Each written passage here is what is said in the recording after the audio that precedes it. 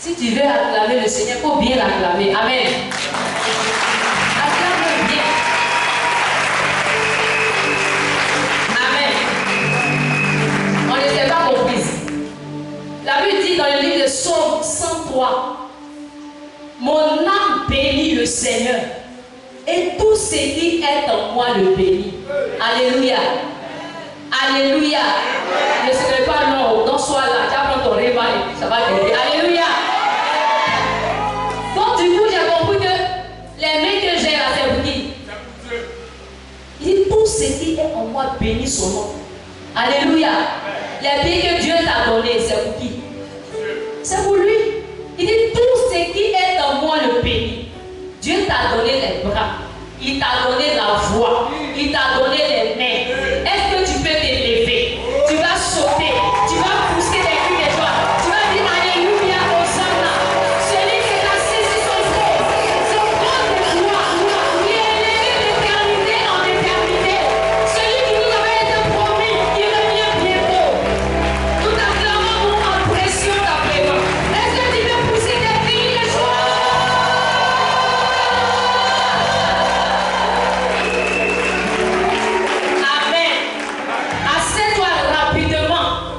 Sur la tête de tes ennemis. On va dire, on va faire exhortation, prière. On fait. C'est pas loin, non? Concentrez-vous, on va partir. Amen. Je suis pas parti à l'école de théologie. Je ne suis pas parti à l'école de sociologie.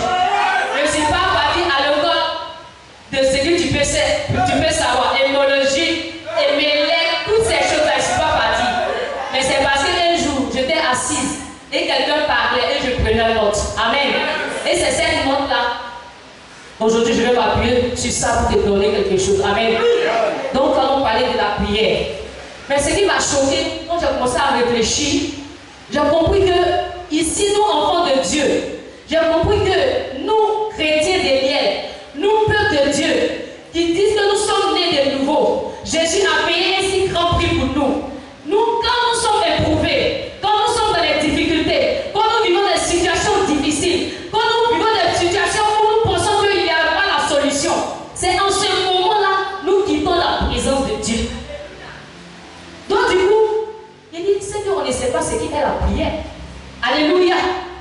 Au contraire, la Bible dit qu'il est venu pour ceux qui sont fatigués et chargés.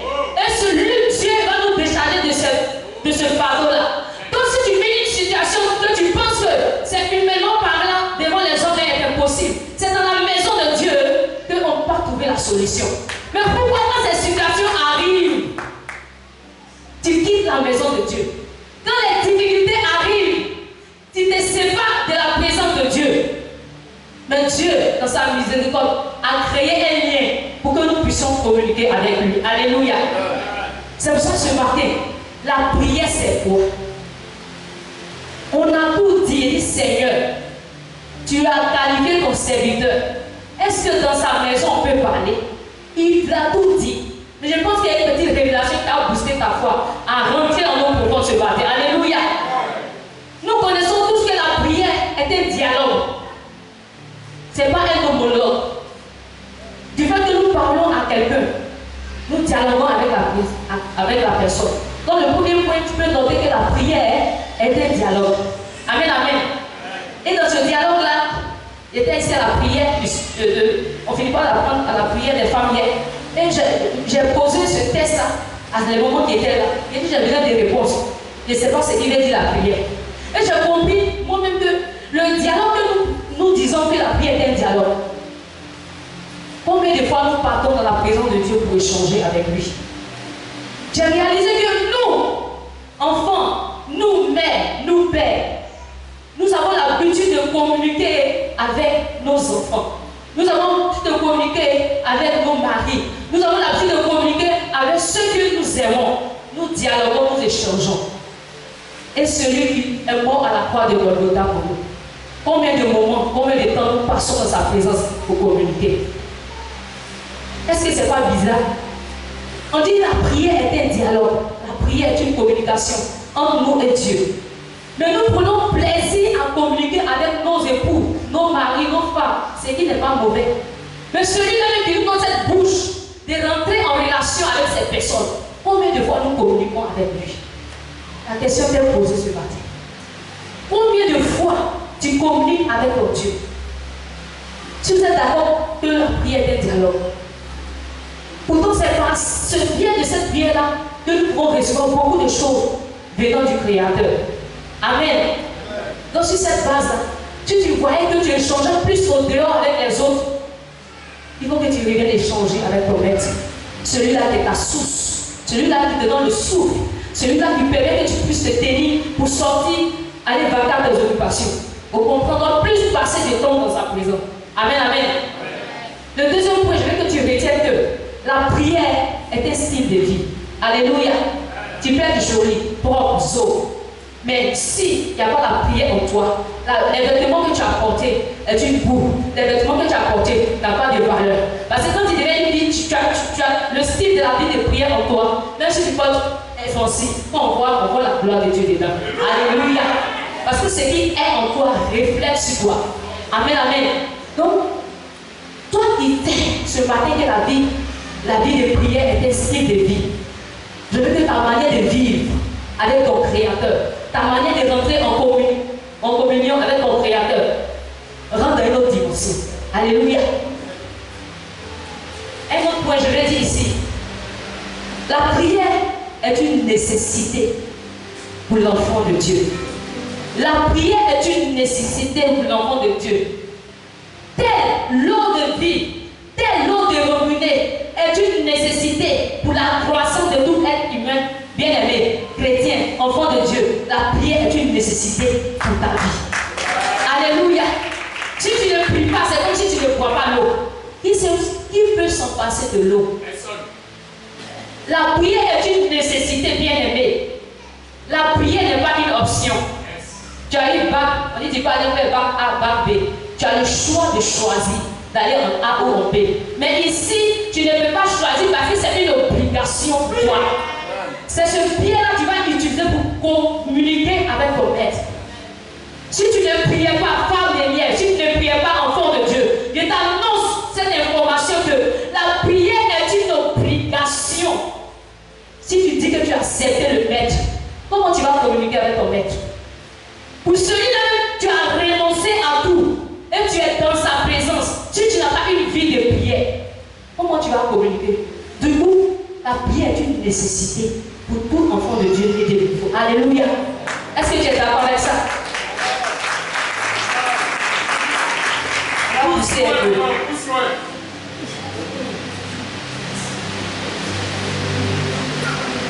Je vais te dire encore un autre point. La prière est une relation privée qu'on crée avec le maître.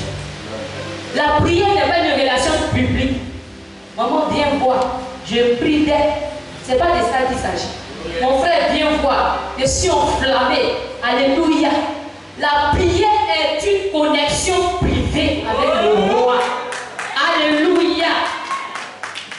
Dans ce dernier temps, j'ai senti quelque chose qui m'arrive. Et je me suis dit, je suis dans une nouvelle saison. Dans cette nouvelle saison-là, Dieu a commencé à développer mon autorat spirituel. À tel enseigne, quand je vois quelqu'un, il dit tu ne pries plus. Il dit là-bas, tu parles trop fort. Alléluia. Quand je vois ma soeur, il dit ta vie de prière est morte. Elle dit, moi, je ne sais pas si Dieu m'entend. Alléluia. J'ai commencé à sentir dans la vie de certaines personnes qui marchaient avec moi. Parce qu'on n'avait pas le même parfum. Alléluia. La prière, c'est la vie. La prière, c'est une âme pour le chrétien. Amen, amen. Bien-aimé, la prière, c'est celui-là qui rentre dans le privé. Celui-là qui rentre dans le VIP avec son Dieu. Si tu n'as pas de privé avec ton Dieu, que tu as de privé avec un homme, tes aspirations seront limitées. À ce que tu t'attends sera limité. Amen, amen. On va pousser encore. La prière, on dit que après prendre le livre de Luc 11. La prière est une activité. La prière est un travail. Alléluia.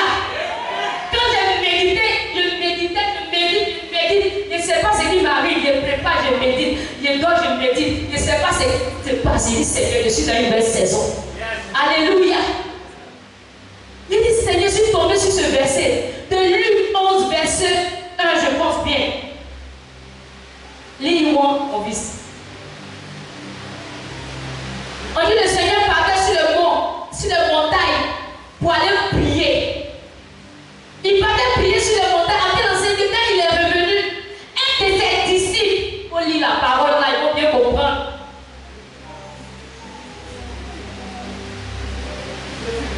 Prenez vos Bibles, on va lire. Bien aimé.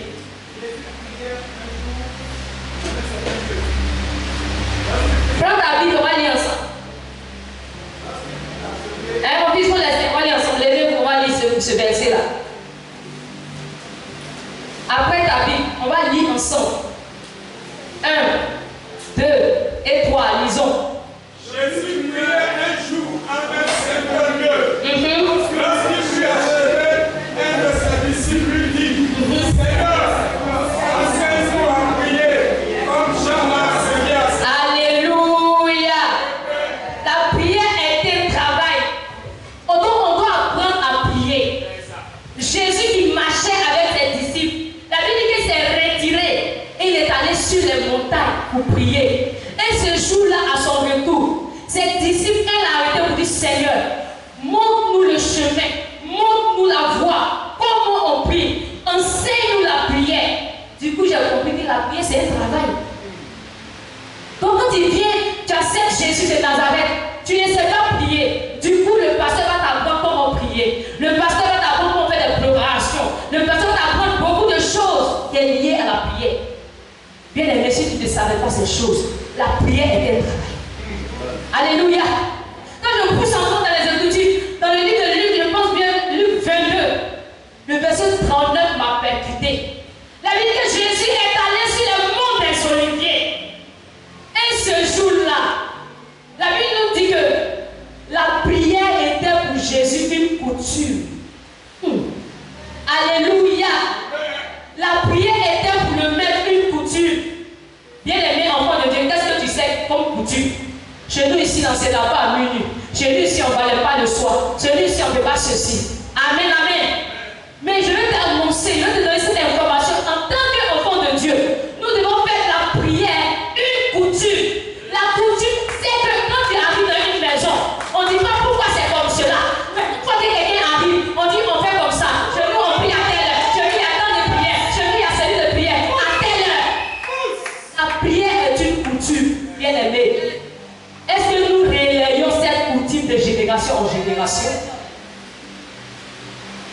Et Seigneur, on dit Jésus avait pour coutume d'aller sur les montagnes. Amen, amen. Nous maîtrisons les coutumes de notre terroir. Nous maîtrisons les coutumes de notre peuple. Ce n'est pas mauvais. Mais si nous connaissons la coutume du maître, si nous connaissons la coutume du maître, nos aspirations seront connectées sur lui par le canal de la prière. Amen, amen. Quand tu n'as pas cette coutume en toi, quand tu n'as pas cette capacité de créer cette relation avec ton maître, nous sommes étonnés quand nous sommes en assemblée. Les gens n'arrivent pas à prier. Alléluia. Parce que tu n'as pas pour coutume de prier, d'aller dans la rencontre, dans la présence de ton maître. Tu ne sais pas qu'en tant qu'enfant de Dieu, tu as renoncé à tout pour marcher avec le maître. Tu n'as pas cette information que la prière est une coutume. On ne peut pas s'en passer de cette coutume-là. Quand quelqu'un vient dans la maison, chez nous, si on prie à telle heure, à telle heure, c'est toi de prier avec mes enfants et un voisin est venu. Quand elle était indiquée, dit la mère, on prie ici à telle heure, tel jour, tel jour. Il est rentré dans la relation. C'est une coutume, on fait ça tous les jours. Est-ce que nous faisons de cette coutume dans nos maisons tous les jours? C'est pour cela qu'il y a certaines choses que nous ne pouvons pas posséder. Parce que nous ne savons pas que la prière est une coutume. Je lis ma Bible, on ne m'a pas dit que le jeûne, on dit la prière est une coutume. Bien aimé, si nous faisons de la prière notre coutume, nous allons voir les choses qui n'existaient pas, comme si elles existent, au nom de Jésus. Si nous faisons de la prière notre coutume, nous allons voir le surnaturel en action. J'ai médité, je suis tombé sur beaucoup de versets où je voyais le Seigneur Jésus qui partait sur la montagne était à côté. Et après, ses disciples priaient. Il dit, Seigneur, qu'est-ce que tu veux nous enseigner? Dans le livre de Luc 6, encore le verset qui m'a choqué. On dit Jésus, verset 12. Jésus a passé toute la nuit en prière. Bien aimé, après moi je vais t'annoncer quelque chose. Jésus a passé toute la nuit en prière. Quand j'ai commencé à progresser dans Luc 7, la Bible dit qu'un matin il marchait et il a croisé un homme qui était muet. Et Jésus a dit, sois délivré et commence à parler. La Bible dit qu'automatiquement, cet homme a commencé à parler. Après cette prière, Jésus est rentré en action. Il a croisé la ville de Jairus. Ce jour-là, là où il y avait la mort, la vie est arrivée. Alléluia. Après ce moment-là, la Bible dit que la femme qui perdait le sang a croisé le maître. Et ce jour-là, il y a eu une transformation. Il y a eu un transfert de situation. Tu n'as pas compris ce qu'il vient de dire. Je vais te dire que si nous faisons de la prière une coutume, dans la présence de Dieu, on n'a pas dit dans la journée, parce que ce n'est pas trop efficace. La journée, il y a trop de distractions. Si nous faisons de la présence de Dieu une coutume bien aimée, je te parle et je me parle. Il y aura des cas, des maladies incurables. On va dire maladie sort et la maladie va sortir. On va avoir des pierres. On va dire la pierre déplace-toi et la pierre va se déplacer. Parce qu'au préalable, nous avons pris ce temps de rester dans la coutume du maître. Donc, quand nous sommes devant les cas, la Bible dit que Jésus opérait ces miracles instantanément. Pourquoi? Parce qu'il avait une coutume, il avait une relation, il avait une intimité qui se passait où les gens dormaient. Il avait une intimité où les gens dormaient, tiraient les draps. C'est là qu'il parlait cette intimité. Alléluia. Pour rentrer dans cette relation, bien aimé, je vais te dire que la prière coûte. Ce qui ne te coûte pas n'a pas de valeur. La prière t'envoie dans des privations. La prière t'envoie dans les dégoûts de la nourriture. La prière t'envoie dans un surnaturel. La prière t'envoie de faire ce que tu n'avais pas l'habitude de faire. Tu veux voir des situations changer dans ta vie. Tu veux voir la main de Dieu se manifester. Tu veux voir Dieu qui agissait hier, aujourd'hui. Et nous le prêchons pour dire qu'il est le même hier, aujourd'hui. Si nous voulons le voir, bien aimé, faisons de la culture, de la prière notre culture. Faisons de la prière notre quotidien. La Bible dit que Jésus passait tout le temps dans la prière. Quand il touchait des malades, instantanément, le miracle s'opérait. Pour dire qu'il a eu le temps au préalable d'avoir cette relation. Il a eu au préalable de dominer, de dévancer sur le jour. Du coup, il savait que ce jour-là, il allait avoir des paralytiques. Il savait que ce jour-là, il allait avoir des cadavres. Il savait que ce jour-là, des personnes qui aspiraient à marcher allaient se présenter sur son chemin. Donc du coup, telles étaient ses aspirations. Parce qu'il était venu pour une mission précise. Il était venu pour une mission spéciale. Mais pour opérer ces miracles-là, il fallait avoir une coutume. On a la coutume pour boire l'eau, on n'a pas la coutume pour prier. On a la coutume pour manger. Bien aimé, la prière nous coûte. La prière nous envoie dans des privations. La prière nous coûte le sommeil.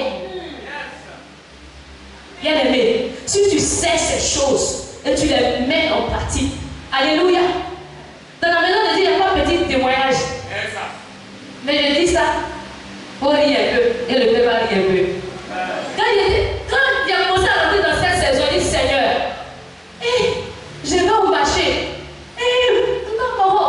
Si un poisson fait cadeau, si un poisson fait cadeau, si le poisson faisait 5 000, les 5 000 sont ici. Je n'ai même pas prié pour ça. Mais la prière de Dieu, c'est que tu ne pouvais pas posséder.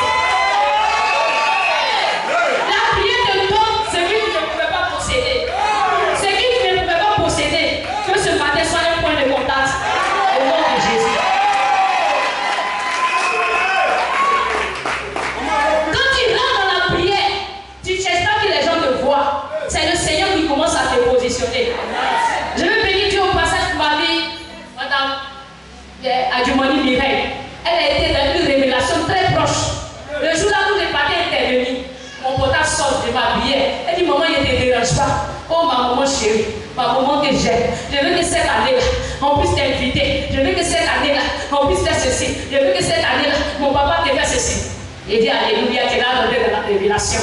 Or que ce jour-là, il était sur le point d'aller annoncer quelque chose dans la part du Seigneur. Que Dieu te bénisse. Que nous sommes personnes de révélation.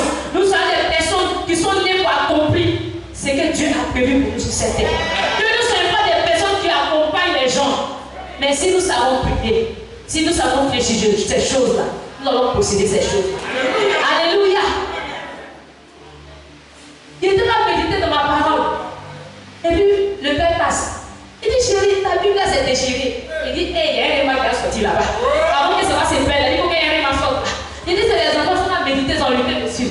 Dans le livre de Psaume 126. La Bible, ce jour-là, ils étaient quittés. Après les délivrances, après les combats, je vais te montrer une autre type de prière. Et le peuple de Dieu a commencé à pousser des cris de joie. Le peuple de Dieu a commencé à crier. Bien aimé, voici une autre forme de prière. Quand tu me vois prier, et à des moments, il y a des Père. Il y a des situations invisibles. Que c'est le Père seul, c'est pas les cris. Que ces choses-là, tu peux posséder.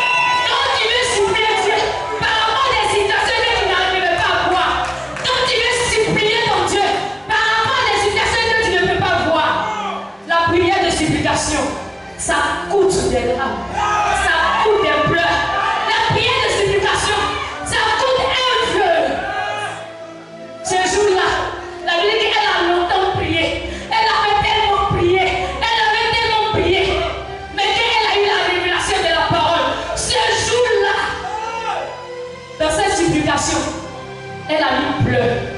On continue, on dit vœux. On continue, on dit prière. Bien aimé. Et les situations que tu veux voir Dieu à l'œuvre, rentre dans les prières de supplication. Ce qui m'a choqué, pour ne pas dire j'ai été tellement édifié, la Bible dit que ce jour-là, au verset 18, quand Anne est sortie de ce lieu, son visage a changé. Le visage de quelqu'un, on peut comprendre s'il y a la joie. Voilà, comme le visage de quelqu'un, on peut savoir s'il y a l'amertume. Jésus dit, le visage de Anne a changé. J'annonce à une fille, à une servante de Dieu, que le Seigneur va rentrer dans les prières de supplication. Que le Père, la source de toutes choses, change son visage. Qu'il change le visage de tes activités. Qu'il change le visage de tes finances. Qu'il change le visage de ton ministère. La prière n'enfante pas seulement l'option. La prière enfonce la grâce. Quand tu ne peux pas rentrer à cause de ta prière,